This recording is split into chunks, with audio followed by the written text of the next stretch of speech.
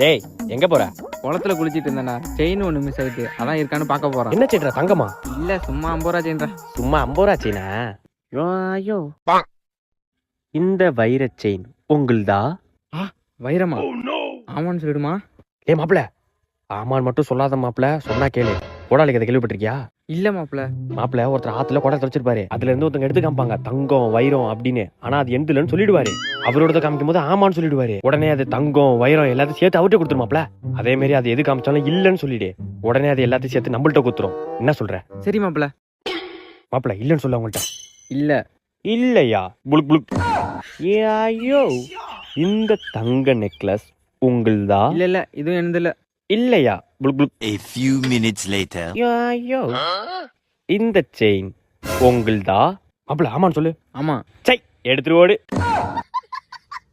தங்க செயின் வைர செயின் கொடுக்கல.